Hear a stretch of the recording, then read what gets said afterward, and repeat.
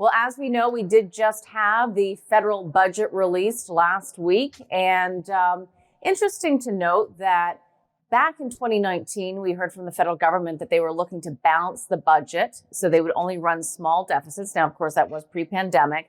But the last update actually showed $4.5 billion in surplus. And now we're looking at a $14 billion budget deficit by 2027. So in other words, what is all of this costing you, the Canadian at home, our taxpayers? And for that, I thought I would bring in Scott Hennig. He's the president and CEO of the Canadian Taxpayers Federation. Scott, great to be with you and to be able to discuss and put into perspective what this budget really means for people. I think so often we hear about it, a couple of headlines come out the next day, and then everybody forgets about it, but they forget that there's long-lasting effects. So let's review a little bit about what we learned. Thank you. Welcome for being here. What's your perspective?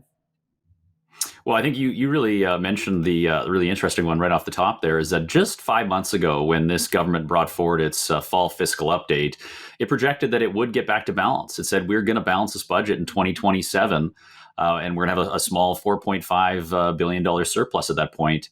We're now not even 5 months since then. They're now saying to us, sorry, we're wrong. We're going to run actually a $14 billion deficit by 2027.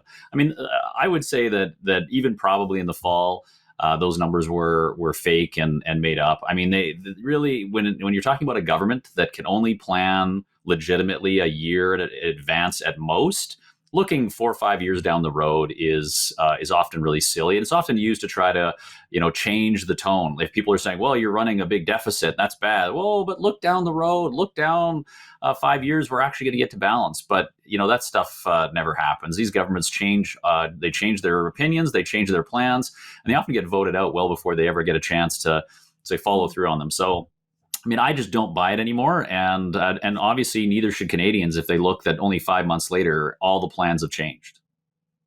Well, and to your point too, $4.5 billion surplus, and now we're looking at a $14 billion deficit. I mean, that's basically a $20 billion delta. And we're not a large economy. How you can increase it so dramatically in such a short amount of time is pretty astonishing. And I also just want to point out for Canadians to understand, because the numbers do matter. You have to, they don't lie. I mean, you can manipulate numbers, as we were just basically talking about in terms of what was real, what wasn't.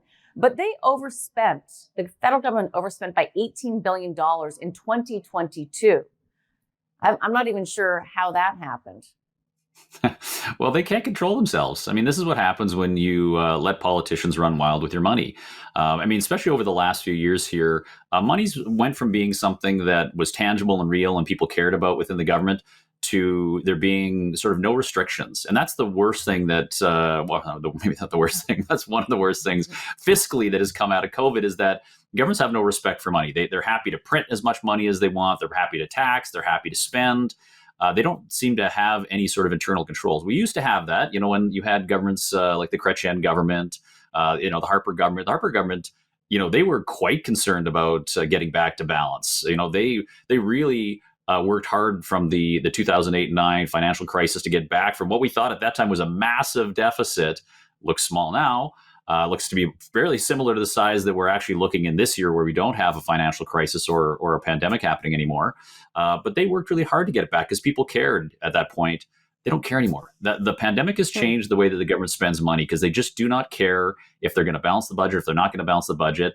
And frankly, not enough Canadians have been putting pressure on these politicians to care about it in any meaningful way. And that's what I think what our job is at the Taxpayers Federation is to push back on these governments and to convince Canadians that this stuff actually does matter. Because just looking at what that deficit means in the long term is that our interest payments this year on that debt that we have are now going to be $1.2 trillion debt is $44 billion this year. That is $1,000 per person, per Canadian.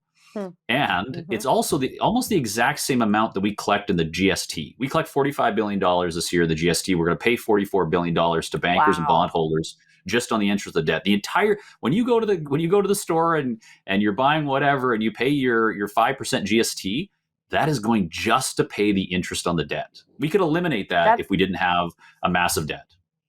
That's so interesting because the whole idea with GST, don't forget, I'm happy to pay taxes. to help fund our schools, our school systems and hospitals and all the things that we all need. But to just have it not even go to anything but interest rate charges is pretty astonishing. We're going to take a quick break. We'll be right back.